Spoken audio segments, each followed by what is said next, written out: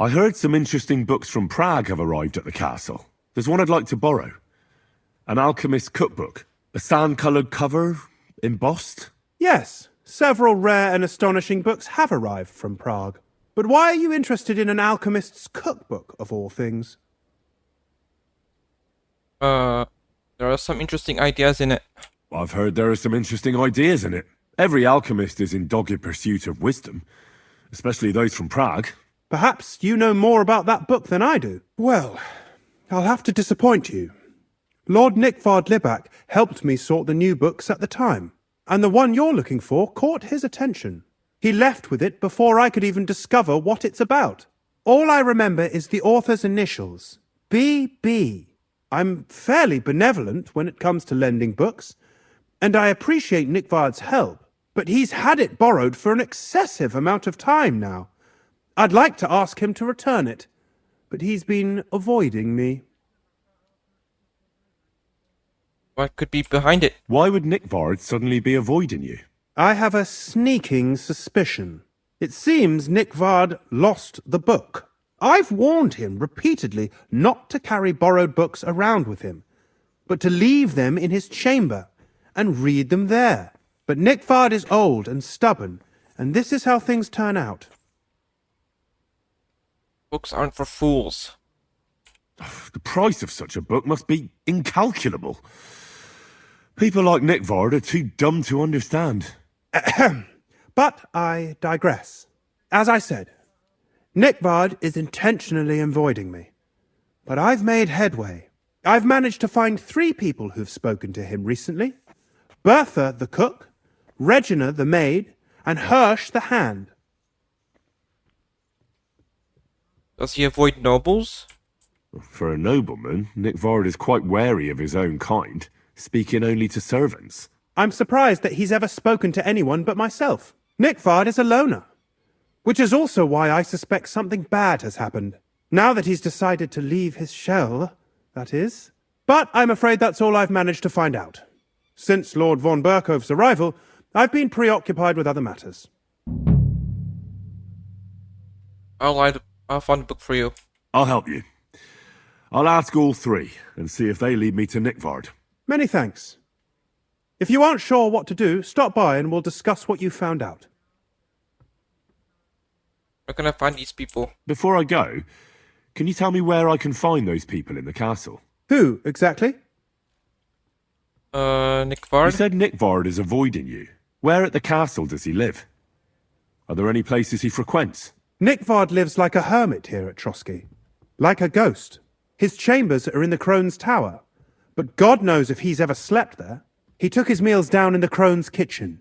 Lately, I've often seen him talking to Regina in the Knight's Hall, in the Maiden, or looking out the hall window. I caught sight of him a few times with Hirsch at the transport yard below the castle. So I just have to hope I run into him somewhere. Nickvard always just shows up. I've rarely ever found him on my own. I'm not surprised you can't find him anywhere, since I've been trying myself. Bertha. Where is Bertha? Bertha cooks for us in the Crone's kitchen. She's there most days. If you can't find her there, try the first house in the lower castle, across from the door to the dungeon. Regina. Where is Regina? As Lord von Berkhoff's personal maid, she'll likely be somewhere in the Maiden's Palace, perhaps in the Knight's Hall, or on the floor above it, near the Lord's chambers.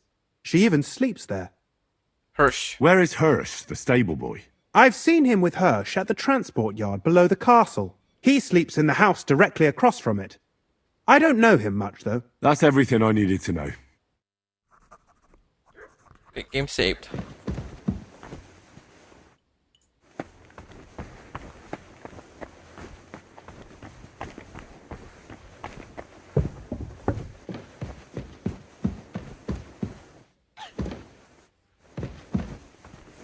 Careful.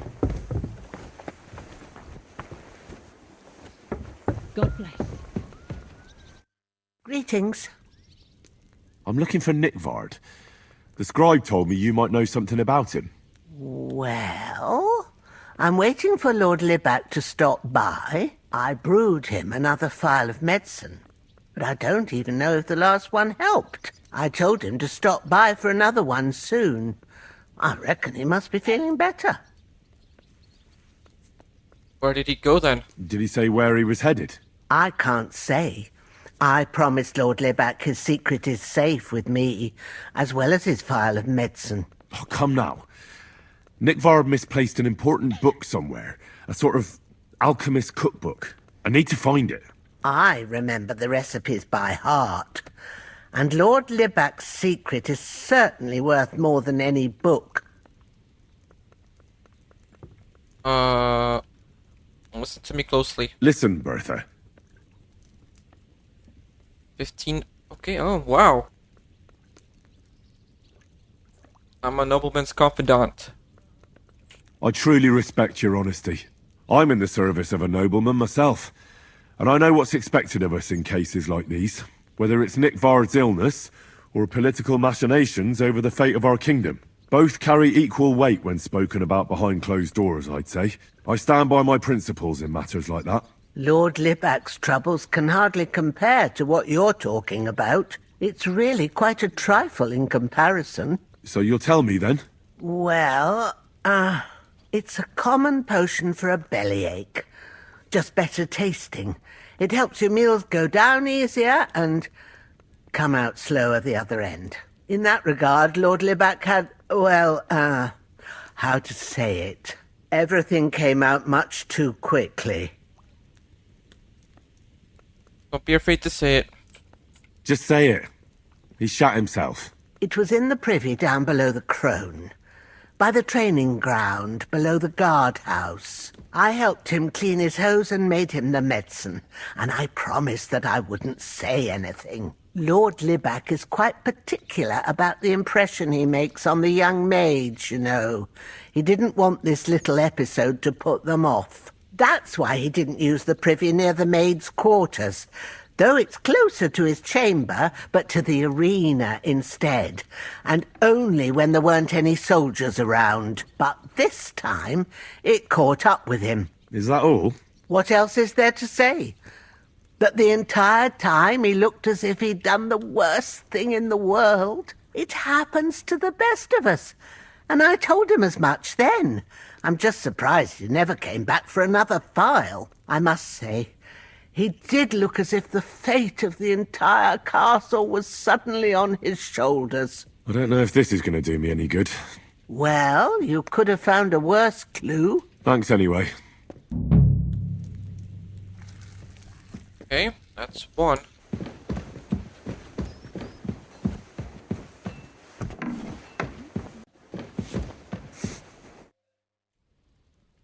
Do you know where I can find Nick Vard?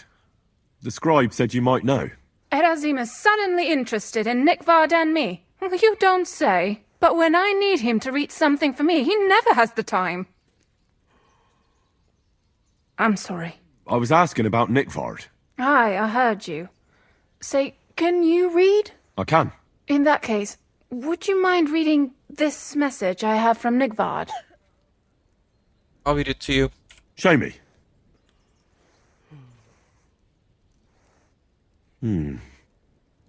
Dear Mistress of the Chambers.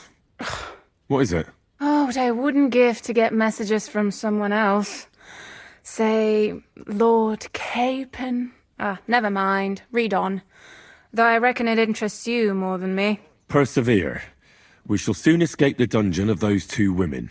Cursed fate, however, has placed an obstacle in my way. The heat of the Lightbringer's potion is working, and I can feel my insides being reborn. But when the last remnants of old age left my body, something else was washed away with them. How much longer is it? Not much. My damn clumsiness has sent all of the Lightbringer's secrets into the void, but fear not, I shall get them back. May this be the first task on the road to your liberation. That's it. Beautiful. Indeed. True enough. Nick Vard has a flair for the dramatic. My, that's Libac for you. But what does it mean? Can you explain any of it to me? Lord Libac has taken a liking to me. I suggested to him it wasn't proper for a noble to have an affair with a maid. He thought I meant he was too old for me. But then he found what he calls the Lightbringer's potion book. He said it would light a flame in him that would burn out all that's old. So I suppose it worked. Hooray! I know the book he's talking about, but what does he mean, into the void? Look, can we stop talking about this? I feel a little uncomfortable here talking about some old lovelorn nobleman. Help me. I need help. You can give it some thought, can't you? No! And now leave me alone. Okay. Wait. Downstairs?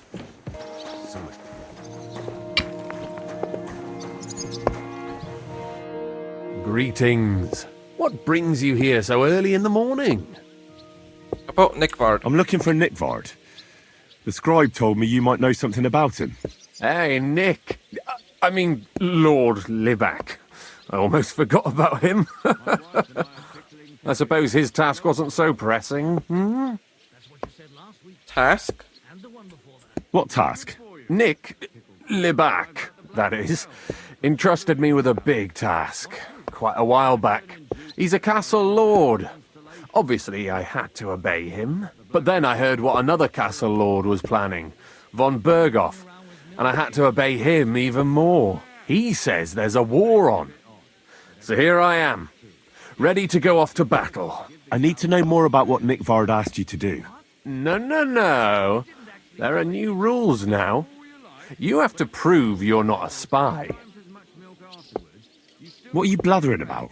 Von Berghoff said there's a war on, right now. I told him, watch out for spies, Sir Otto. But fear not, I know how to sniff them out. You're a spy yourself, ain't you? No. I'm not. Ha! That's exactly what a spy would say. That's why you have to be vetted, to see if you're really on our side. The side that Nickvard's on, just so you know. We're all friends here.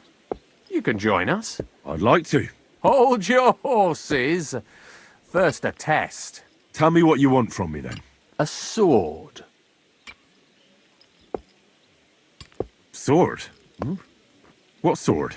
A long and very good one to help me deal with other spies. If you bring it to me, I'll know you're not an enemy spy who should fear me. Forge one, buy one, or even steal one for me. Maybe from one of the guards at the training ground or down by the gate. During the day, they're not in the towers anyway. Don't spy steal? Steal a sword? That sounds like something a spy would do. Not a spy who wants to help von Berghoff's most loyal servant. By servant, I mean me. See, once I get a sword, I'll fill you in on Nickvard's task. I have a sword for you. You wanted a sword?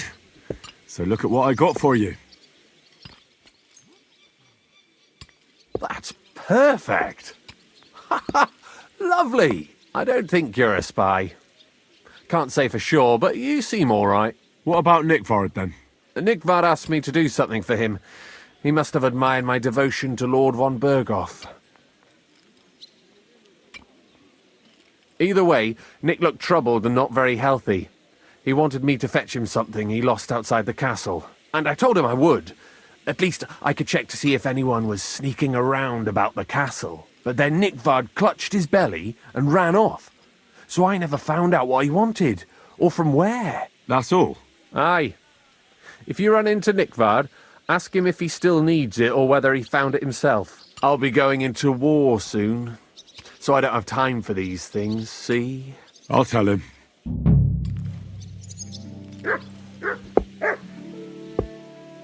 Okay, so...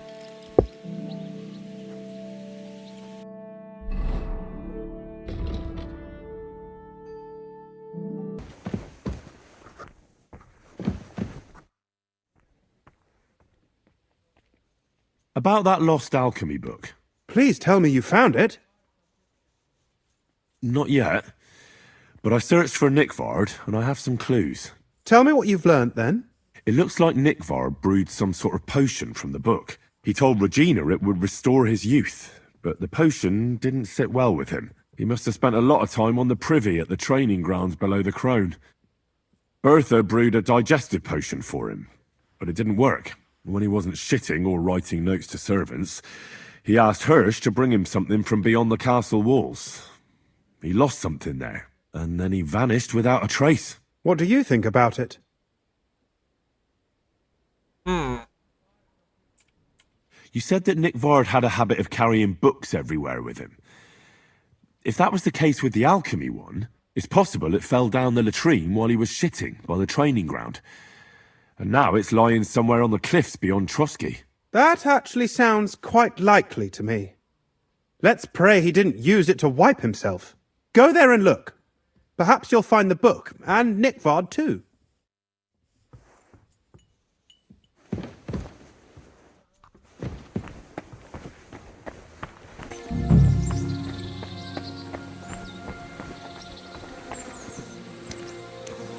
You must be Nick Vard, eh? Poor wretch. Well, that's him. Yep.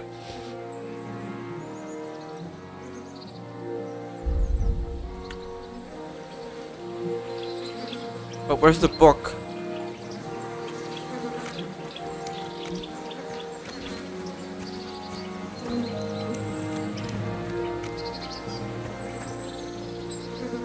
How many more times am I gonna have to poke around in corpses and shit for that damn cradle?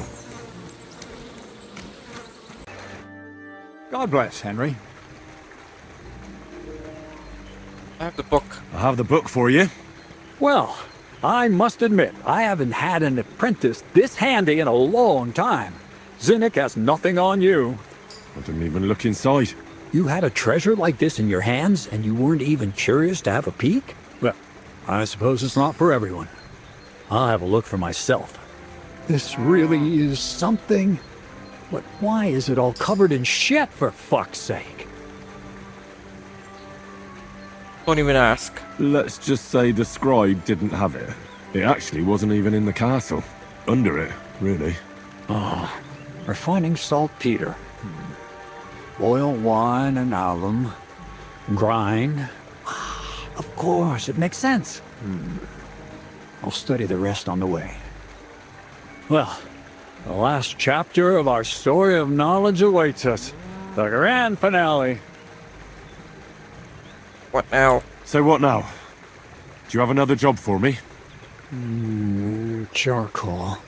Sulfur from Hermes Trismegistos. Saltpeter from the carcass pit. As long as Black Bertolt didn't make any mistakes in his calculations, we have everything. What Bertold? Oh, God damn it, Kraser, what's going on here? I'm tired of flying back and forth like a rag on a stick. I won't be led around by the nose. Will you finally tell me what's going on? Believe it or not, all this secrecy had its reasons. But now I don't have to hide anything from you. It's time. We'll meet with the others in the lair, and there you'll learn the whole truth. You go ahead. I'm going to get a few things ready here. All right, then. I hope you keep your word this time.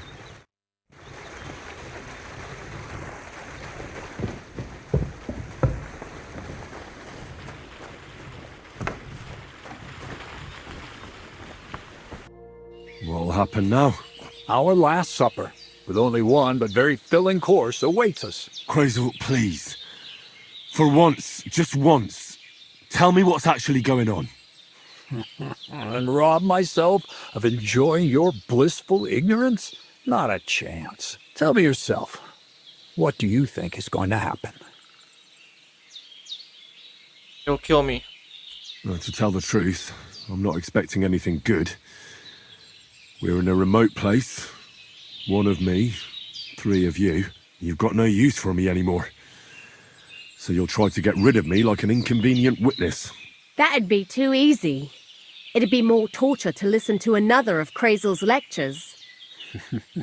Well, maybe I do talk about my interests a bit too much. But today will be different. Bonnie will start today. At least I'll finally see if she understood my teachings. Bonnie? First of all, I'd like to thank you on behalf of the whole gang for all the work you've done. We could never have finished the job without you. We found 2 new partners, you and Monarch here. It's good to have someone to rely on. So, it's time we started being honest with you, so you can finally learn the whole truth. Not yet. Let's pull up that uppity bastard's leg a bit longer.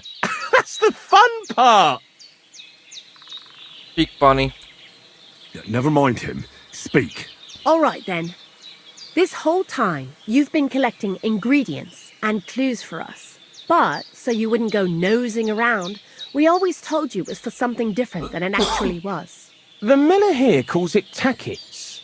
Tactics, you idiot. And everything worked out according to plan. So today we're finally close to our great success. With the help of Hermes Trismegistos and his successors, we'll finally complete the dream of all alchemists. Our Magnum Opus. Exactly, Bonnie. Magnum Opus. A great work of alchemy. You're trying to make the Philosopher's Stone. I see you've learned something after all. But no, the Philosopher's Stone isn't our goal. Let's see then, Henry. What is it you think we're making here? Weapons. Some kind of weapon? Well, Henry's not too far from the truth after all, don't you think? Actually, he's pretty spot on. Although weapons were our last order of business. Let's start at the beginning. My father was a miller as well, but I was never much interested in the trade. Even as a young boy, I loved running around Lower Samine and investigating everything living and dead. And I had a lot of questions about everything. Then my mother, God rest her soul, decided it'd be best for me to go to study in Prague. As soon as I grew up and gained a bit of sense, I packed my bags and left. You studied at a university? So you went to a university in Prague? The son of a miller? Why not? My father worked his arse off, and he had the coin for it, miller or not. I met a lot of remarkable people at the university, and my thirst for knowledge kept growing. But in the end, it only took a year of all that pretentious, scholarly blathering and hypocritical nonsense for me to realize I wouldn't learn anything proper there. Most of the students and masters are just a bunch of dogmatic fools. They have their own truth, and those who want to know more or ask the wrong questions fall into disfavor, as was my case. They kicked you out? So they kicked you out? I didn't give them the pleasure. I left myself. The most important science is not subject to any religious dogma. And, of course, it's not taught at any university. Thievery? You mean thievery? Oh, come on. The art of combination and dissolution. The key to understanding the very nature of the world. There's only one queen of science. Alchemy. I returned to the mill in Lower Samine and started a new life. What do you mean, new life? New life? What do you mean? I returned to the miller's trade. My father was old, and my mother had passed away. From then on, alchemy became my true passion. I brought a few important books from Prague. I started with the most difficult thing. I tried to create gold. That was pretty daring of you. As you might expect, it didn't work. But after a few tries, I managed to create something entirely different. Once I tried mixing sulfur, charcoal, and saltpeter. I had a candle burning next to me. A gust of wind scattered the mixture, and all of a sudden, bang! I almost shit myself, I tell you. But then I realized I'd unwittingly created a miracle. Explosive black powder. So I was right. You're making weapons. No, it's about much more than that. We're all in on it now. I couldn't continue my experiments on my own, but Bonnie and Zinnik did a few little jobs for me. So he initiated us.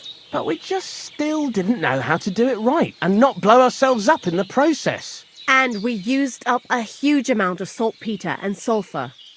By the way, the manuscript from that Hermes Trismegistos was our shopping list and price list for material from Kuttenberg. Only we didn't know correct proportions. I looked up a few of my former fellow students and brought it up with them. And we found out that before us, some monk had already made the discovery. Some fella called Black Bertold. And that he even started writing a book called Feuerwehr. Feuerwerk book. We couldn't believe our luck when we found out there's a copy of it right here at Trotsky. And you know the rest. It's a discovery that will change history. In the right hands, it can make miracles happen. All it takes is a spark, and a storm of fire will sweep away the old world order. It will wipe out stupidity and ignorance, once and for all. And what will happen now?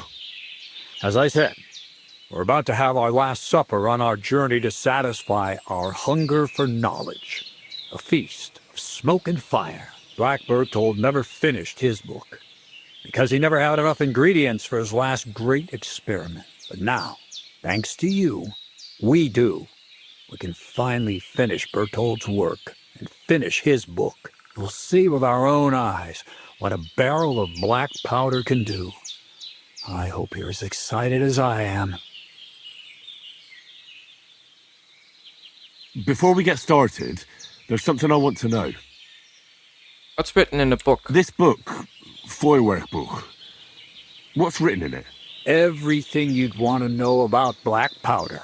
How to mix it in a proper ratio. How to store it. How to light it properly. And especially how to use it in warfare. Because that's the most important part, after all. What do you need? Why do you need so much saltpeter for? Do you really need that much saltpeter? We do. Saltpeter makes up almost 3/4 of the mixture. Not even all the cows in the region could produce enough for us once we really get started with manufacturing. What are you going to do with the powder? What is it you're going to do with this powder?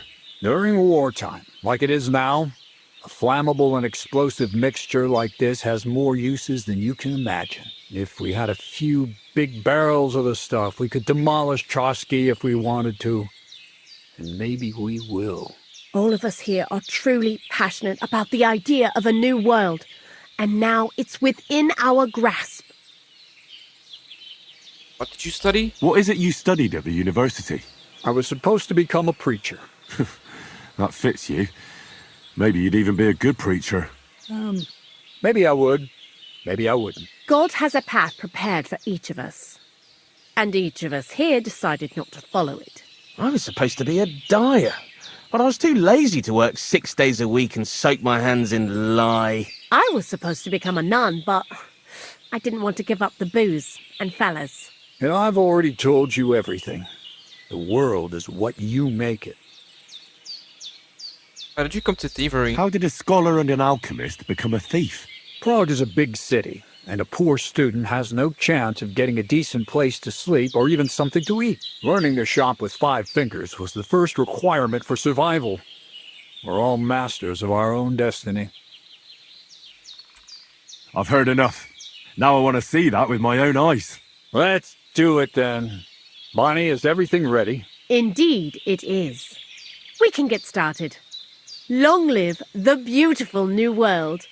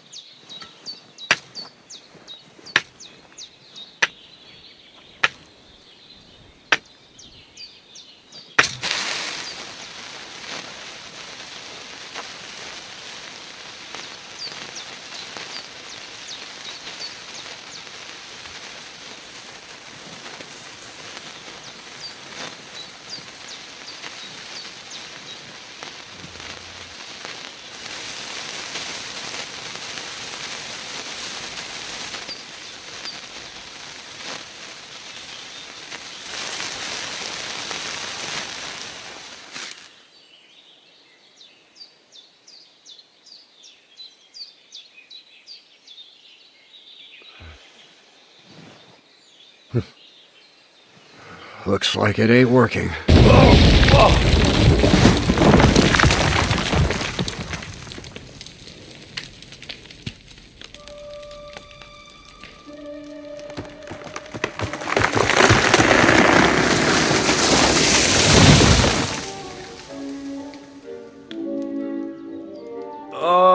I'd say it works just fine. This will change history. What? I can't hear a thing. But I'd say it works just fine.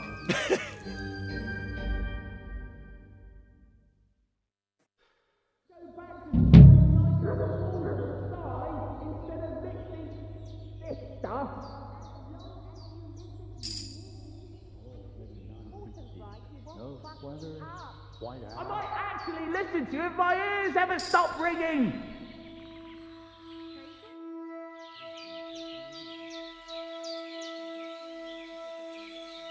Black powder?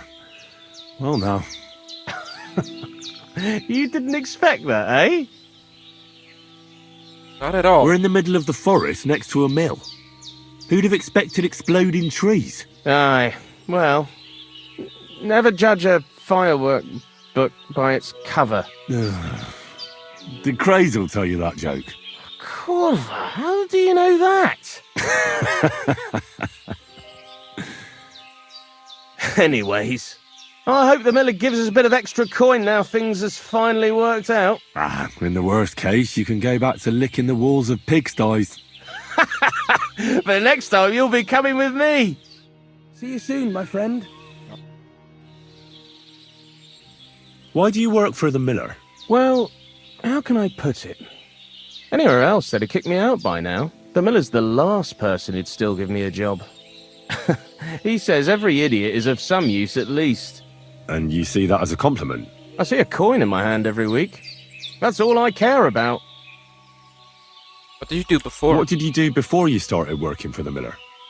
A bit of this, a bit of that. When I was still a boy, I stirred lye at a tannery, and then I slaved away at a dye house. But since I came to the town, it's been, well, let's say not exactly honest work. But that's what I'm best at, see? What do you think of Crazel? What do you think of Crazel? Is this some kind of test or what?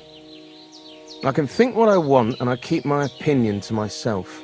And you ought to do the same. Okay. Farewell.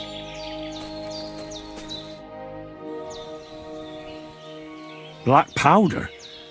I'd never have expected that from Crazel. Imagine, that monarch of ours is half deaf. That dog of yours? What does that have to do with the gunpowder magazine? Just that I was wondering that the explosions didn't bother him at all. At least he won't suffer here. And now I'm not surprised he was so unhappy with that bastard Vasarik. Hey, how did you know what we were actually doing? I didn't exactly. But you said weapons. How did you find out? Did we let it slip somehow? It was clear to me the moment I saw that book. I figured the illustrations were about either painting the walls with something to make them invisible, or demolishing them with some kind of flames. Whew! That means it's all on Crazel, and I played my role properly. Anyway, you did a damn fine job. You deserve a nickname from me, like I promised.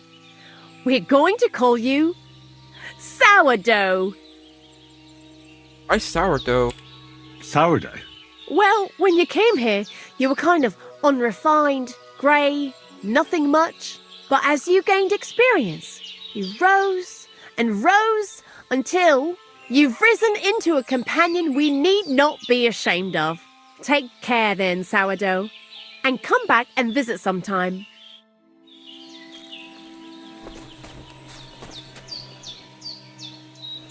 It happens. Just watch where you're going next.